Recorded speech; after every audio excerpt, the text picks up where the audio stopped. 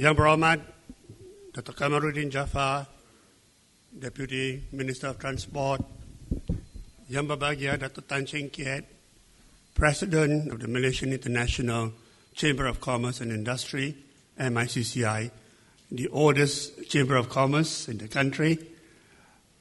Yang Berbahagia Tan Sri, Dato, distinguished speakers, ladies and gentlemen. Selamat pagi dan selamat datang, and a very happy New Year to all of you.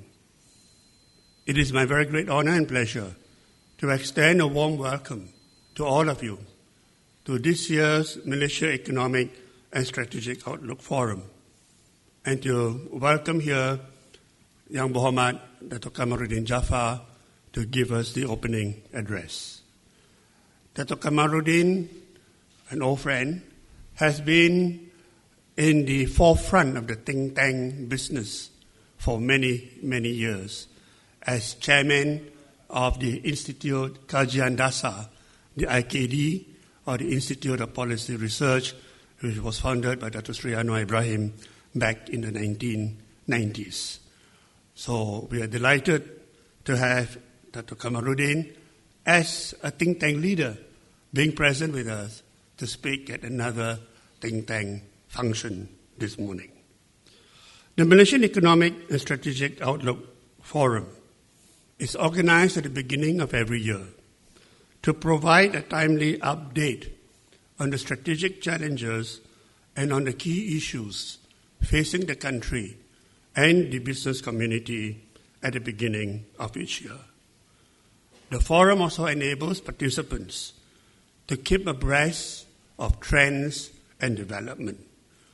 And I think increasingly in the business world, we need to continue to scan the external environment to better prepare our business plans and to make more informed decisions.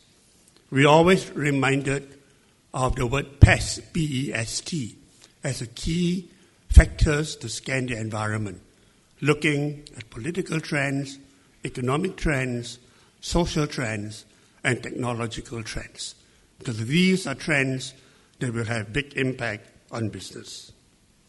For us in Malaysia, we can perhaps think that 2020 can be characterized by some analysts as a year of living dangerously, a period where we are in the best of times and in the worst of times.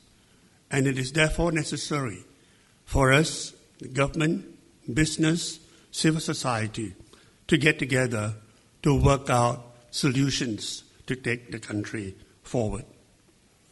We also live in what has been described as a VUCA world, V-U-C-A, where we face it is vulnerable, uncertain, complex, and ambiguous.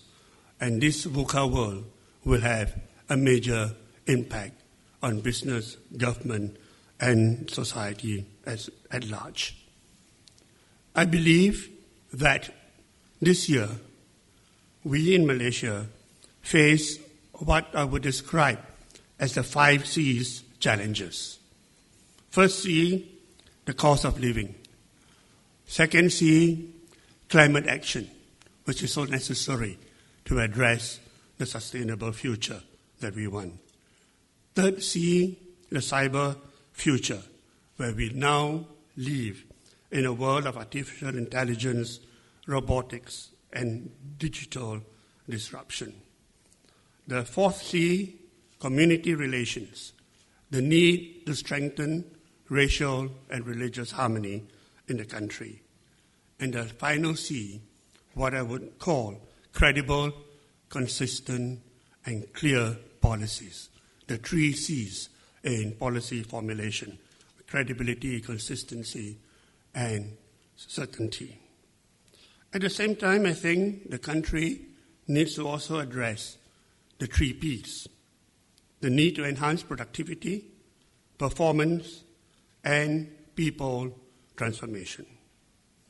At the same time, there is a need to further upgrade and enhance our public transport, and that's why we hope the Honourable Deputy Minister will be able to share some insights with us, because transport and connectivity will enhance our national competitiveness. So I hope that this conference will enable all of you to have a timely opportunity to take stock of what lies ahead. What are the challenges? What are the opportunities? What are the issues that we need to address collectively? In conclusion, I would like to thank the Malaysian International Chamber of Commerce and Industry, MICCI, and the Economic Club of Kuala Lumpur, the ECKL, for co-organizing this conference with us. And also thank you to all of our distinguished speakers and panelists for your willingness to be with us, to share with us your knowledge and expertise. Let me end by wishing all of our Chinese participants, Gong Xi Fa Chai, Xin Nian Kuai Le. Thank you. Thank you, Tan Sri. Now I would like to invite Yang Berbahagia Dato Tan Cheng Kiat, President of the Malaysian International Chamber of Commerce and Industry, to give the introductory remarks. Good morning. Thank you. Webby, thank you for spending time with us. I asked him whether he was in Kimanis. He said he did. He was there. I happen to own the golf course and the resort right in the heart of Kimanis, Bongawan. And I asked my staff specifically not to take pictures with any of the politicians because so many of them were there, both camps. Certainly, the result was kind of unexpected to some, but expected by others. It just spells the current situation that we are in. A lot of people are still not happy, dissatisfied. There are reasons for that. The economy, unfortunately, affected by the global slowdown, is also a big factor. So it's good that all of you here, people who are concerned, some of you bought tickets to be here, so you should walk out of today's function with some new thoughts. We need to be creative. We are certainly entering into uncharted territories. You can always be optimistic or pessimistic. It's up to you. But I'm in the business world for 45 years, survived 4 kind of a recession, 4 cycles. So I know that the positive ones, the strong ones, will always prevail. There's always opportunity under whatever challenging environment that we are in, like what we are going through now. It's no difference. You need to be creative. You need to be bold. You need to put on a new thinking hat. There's no choice. The world is changing so fast. Things are so flexible, so fluid that if you still stick to your old thoughts and your old ways, you're going to be left far behind. There's no choice. So if you want to be in business or you want to be in politics or whatever sector that you're in, you got to think out of the box. More so now than ever before. Malaysia as a whole, the way I look at it, with about 1,000 members, 6 branches, that's MICCI, with captains of industries throughout the country, all our members, Tan Sri himself is in our board, together with some of you here. We are constantly challenging ourselves to make doing business easier in Malaysia, to bring down the cost of doing business, to talk and to get engaged with the new government of the day, which we have done so. And I can tell you I'm very proud of this new government. We've got some very high-calibered people, well-educated, even though in terms of experience, some of them are new, but good DNA, good combination of people. We have a strong dream team, I would say. Just like when the Singapore economists came to do a research, I said, be careful. Malaysia has got great leaders now in place. And with the resources that we have, which you don't have, surely we will make it better than you. Because we got the brains now, we got the talents, we got the people. So I think Malaysia has entered a new era. Things have to change. The old ways have to go. And with the resources that we have, with the natural comparative advantages that we have, we will do well. We will do well. With the right leadership, with the right strategy, with the right changes in policy, which are very important. That's why I thank all of you for coming here. We're all captains of industries. We're all concerned Malaysians. We got to do something about this country, which we love so much. All of us choose to be in Malaysia when we can actually migrate to other places. And there are many that have migrated. Most of my friends' children don't come back home. They go overseas to study. Their parents don't encourage them to come back. You all know that. Malaysia has suffered a severe brain drain. All the young people that are so productive are not coming back because they find other places more conducive to their living. They find that other countries, especially the neighboring ones, pays them better, treats them fairer, treats them better. Even though their tax system is high, the net savings is not a lot, but still they prefer that kind of lifestyle. However, for those of you who prefer to stay back in Malaysia or encourage your children to come back, you got to have a more entrepreneurial spirit. You got to have a more creative spirit. You have to look at Malaysia in the midst of all the surrounding. That's what I look at. That even though we have limited purchasing power locally, like in Sabah, where I come from, we have very conducive environment and good resources and access to China, to Korea, to Japan, to Singaporeans, to Bruneians, where they are deprived of many freedom that we have. They will come. They are your consumers. They are your market. So we are talking about Malaysia right in the middle of 500 to 600 million middle-income people. So if you were to expand your mind and be creative and think of that, the potential is huge. Yeah? How many of you agree with me? Please agree you are here. Yeah. So I hope with all the great speakers that Tan Sri has managed to assemble, some are politicians, some are left side, some are the right side. That's good. We want to hear diverse views. Some are business people, some are not. It's fine. We need to be sitting down and carve out, hopefully, some right points, some right pointers. You just need one or two renewal of minds to help you along in your business. We are forced to, sometimes by circumstances. Wherever you are in, you have got challenges that are localized, and that forces you to be creative, to think out of the box. And that's good. That's really good. So welcome to this day's seminar. I hope you will take out of this place something good that will help you along for the beginning of this new year, 2020. And I wish you all the very best. Assalamualaikum warahmatullahi ta'ala wabarakatuh. Salam sejahtera and a very good morning.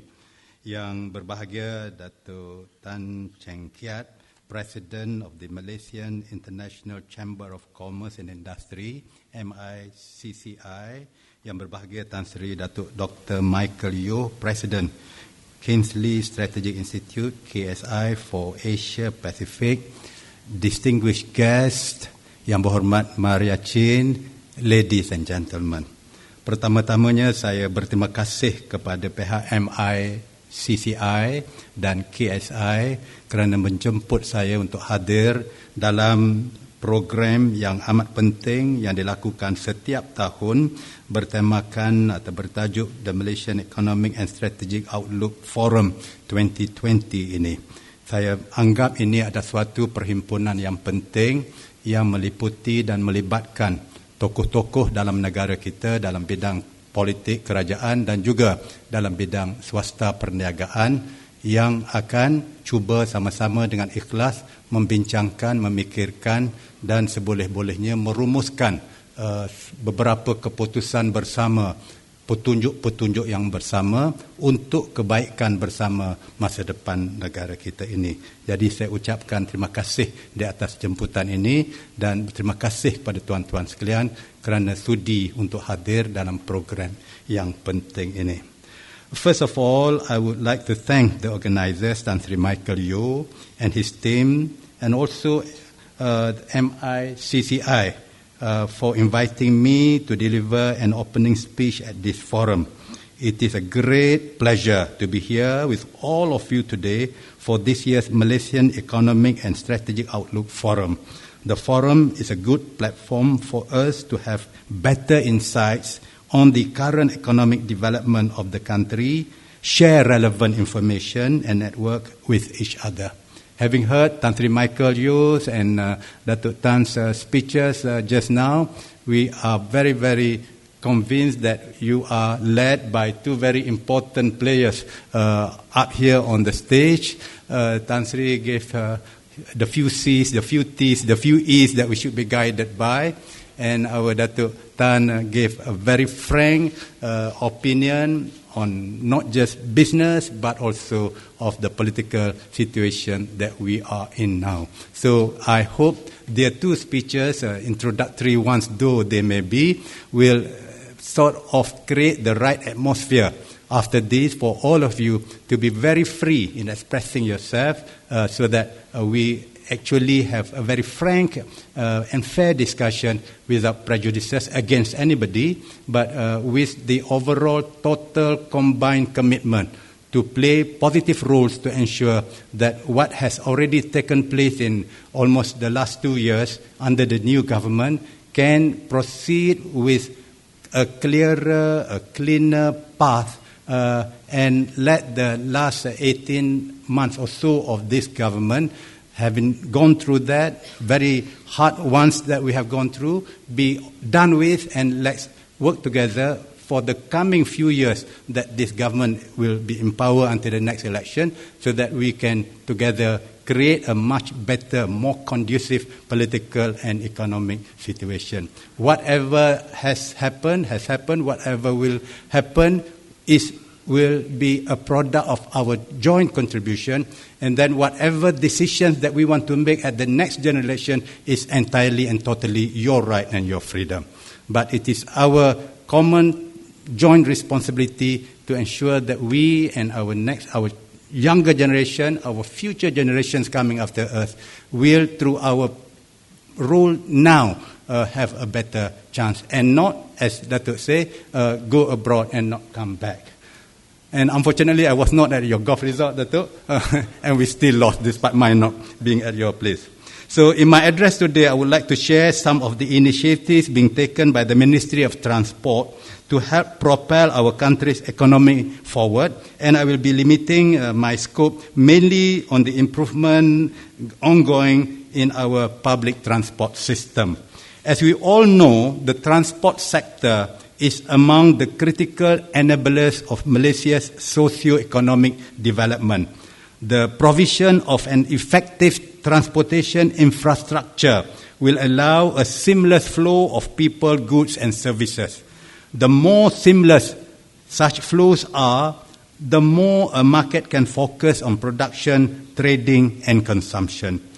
In 2017, the transportation and storage subsectors contributed 3.6% to our national GDP with a value of 48.8 billion ringgit and 6.6% to the services sector value added. According to the Global Competitiveness Report 2018, Malaysia is the 25th most competitive country in the world in the period 2018-2019. The transport sector has also contributed to this accomplishment. In 2018, Port Klang was ranked 12th, and Port Tanjung Pelepas, PTP, was ranked 18th in the world with 12.32 million TEUs and 8.96 million TEUs handled respectively. Meanwhile, Kuala Lumpur International Airport, KLIA, was ranked 23rd busiest airport in the world in 2018 based on the total number of passengers handled, which was 59.96, almost 60 million passengers in the year 2018.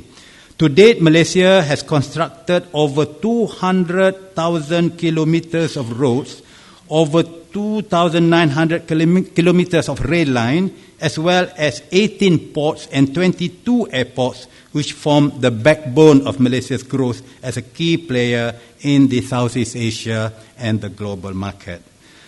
The National Transport Policy 2019-2030, NTP, which was launched by Prime Minister Tun Dr. Mahathir Mohamad in October last year, will further ensure the efficiency of Malaysia's transportation system, which directly correlates to trade and economic growth.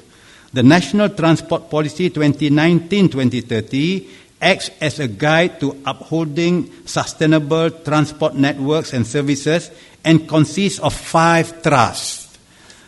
The first thrust aims to strengthen governance to create a conducive environment for the transport sector, while the second thrust seeks to optimize, build and maintain the country's transport infrastructure, services and networks to maximize efficiency. So you have governance, you have efficiency. The third thrust aims to enhance safety, integration, connectivity and accessibility for a seamless journey, while the fourth thrust involves efforts to have a green transport ecosystem. Finally, the fifth thrust aims to expand Malaysia's transportation global footprint and promote the internationalization of our transport services. Malaysia has continuously built and upgraded the transport network by developing the road and rail arteries to support the mobility of people and goods. World-class ports and airports such as KLIA and Port Klang had been built to support business and trade activities. Malaysia occupies a vital position along the Straits of Malacca, one of the most important shipping lanes in the world, linking major Asian economies such as India, Indonesia, Malaysia, Singapore, China, Japan, Taiwan, and South Korea. Each year, it is estimated that close to 100,000 vessels pass through the straits, making it the busiest straits in the world, carrying about 25% of world trade. In terms of improving the public transport, it is always given a priority by the government. Currently, there are a few large-scale public transport projects under construction in the Klang Valley. For example, the Sungai Buloh, Serdang, Putrajaya MRT, which is expected to be completed by 2022, will provide services along a corridor of 2 million residents, starting from Sungai Buloh through Kuala Lumpur to Putrajaya.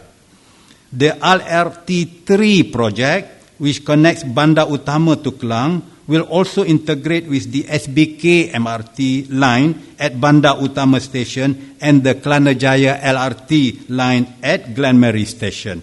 The LRT3 line is expected to be completed by 2024 to improve travel efficiency and help reduce traffic congestion for 2 million residents along the Bandar Utama Klang corridor en route to downtown Kuala Lumpur. These projects are expected to benefit the region's economic growth while increasing the use of public transport in the Klang Valley.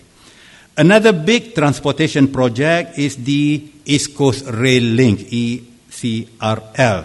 This project is expected to be completed by December 2026 with a realignment of routes that will cover cities in Selangor, Putrajaya, Negeri Sembilan, Pahang, Terengganu and Kelantan. The East Coast states have a great economic potential, but it is facing a setback due to, so far, all the while, limited access to transportation infrastructure, particularly rail infrastructure.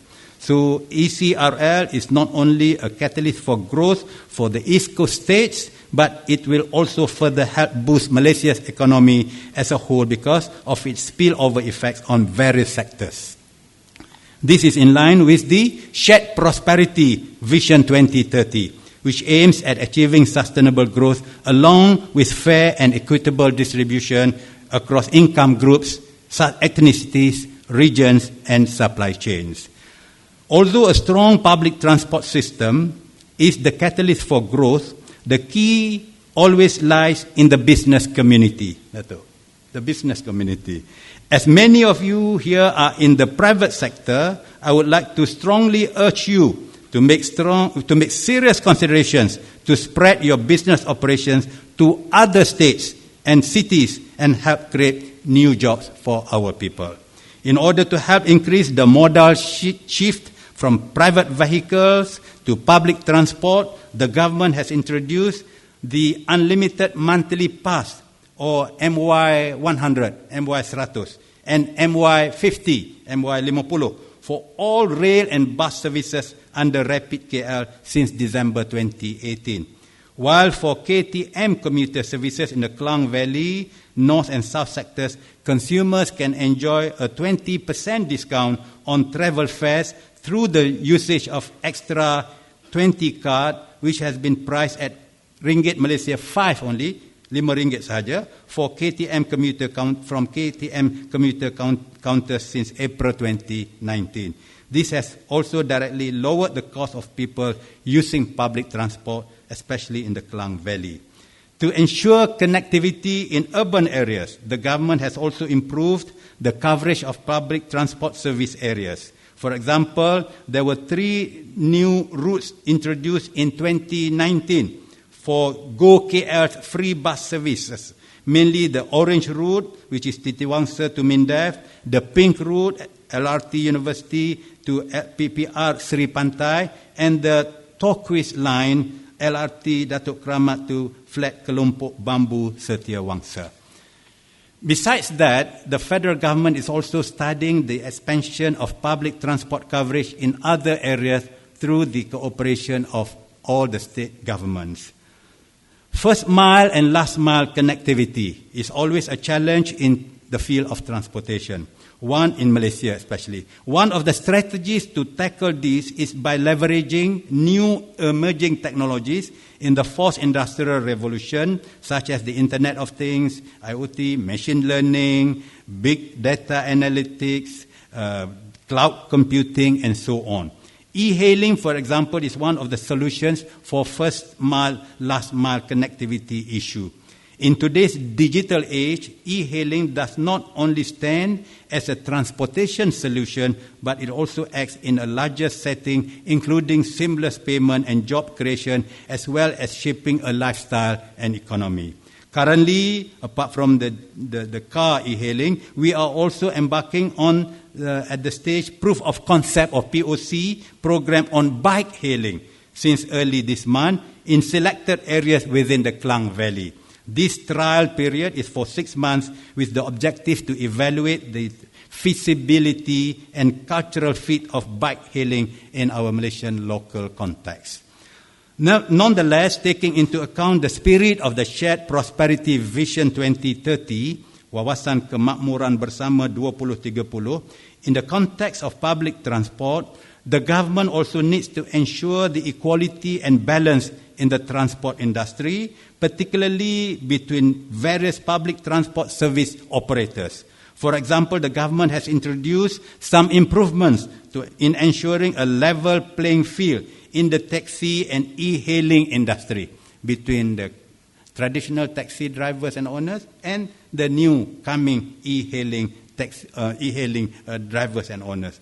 And these attempts at improving and creating a level playing field include decisions such as opening up all brands of vehicle and model choice for taxi use, not limited to a particular car model only.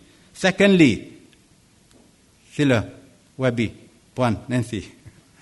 Secondly, extended period Postpacom periodic inspections and cost reduction to driver. Thirdly, the use of a dynamic fare for taxi services, which takes passengers through the e-hailing application reservations in addition to meter mileage by strict hailing.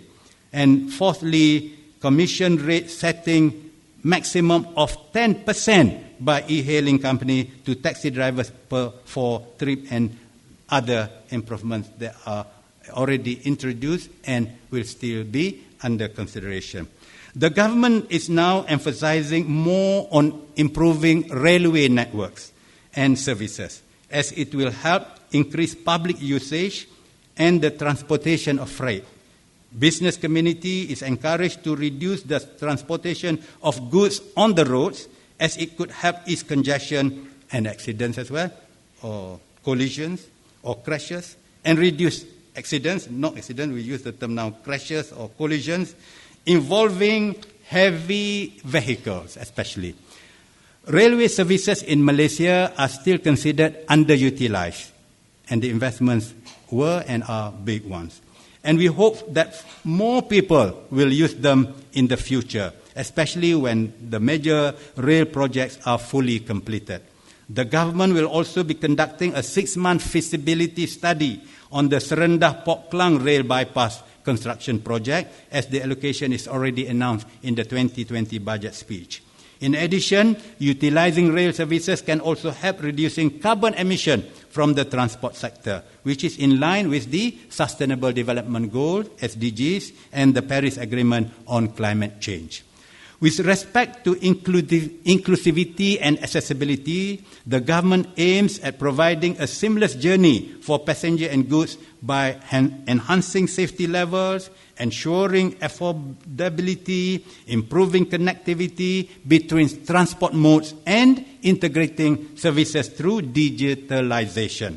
This includes creating user-friendly and customized services to cater for people with disabilities, the elderly, women and children, as well as those in the rural and remote areas. So OKUs and the elderly will also be taken into, and has been taken into, consideration by the ministry. The Ministry of Transport is regularly conducting accessibility audit on transportation facilities in order to improve the public transport infrastructure. Public transport service providers are also encouraged to build facilities based on universal design. The Ministry of Transport is also committed towards increasing women's leadership representation in the transportation sector. For example, last year, the ministry has appointed the first woman general manager to lead the Penang Port Commission, being the first woman general manager in the port sector in our country. But when I was in Kota Kinabalu last week, I met with the Sabah Port Sdn Bhd top management. The CEO is a woman, the CFO is a woman, the Director for Corporate Planning is a woman. This is in Sabah. We will continue to push for women to represent 30% of decision-making positions within the ministry and in our agencies. As our economy is growing, there is no doubt that the country, in particular the transport and logistics sector, requires massive professional human capital, thus opening great opportunities for women involvement in this sector. This year is a Visit Malaysia Year 2020. We are expecting a huge number of foreign tourists coming to Malaysia this year. Of course, the public transport will play a major role in showing a good image for our country.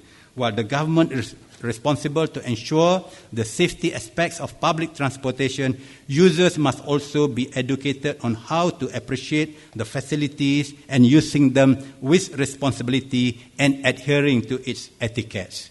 Public transport service providers too must make better maintenance as a work culture in order to provide a highly reliable services. This is very important because the public transport and the tourism sectors are very closely related, and tourism is also a source of our nation's economic growth. Finally, transportation always plays a vital role in the development of the nation as it drives our economic growth. I would also like to encourage all of you to use public transport more often. As for those who never use public transport, you will be surprised how comfortable they are, and the facilities are now much better compared to many years before. We even have business class seats for our ETS railway from Kuala Lumpur up to the north. So it is, and we have tried, and Tuanku Sultan Perak has tried. They find the cabin and the seats and everything to be very, very comfortable at a very, very, very low fare. So With that, I again thank Tan Sri Michael Yu, KSI. I thank Dato Tan of MICCI and all of you for having the patience to hear my brief speech. And in that hope for the better future of Malaysia, I wish you all, as Tan Sri and Tan did, a very happy New Year for the sake of all of us. Thank you. Assalamualaikum warahmatullahi taala wabarakatuh.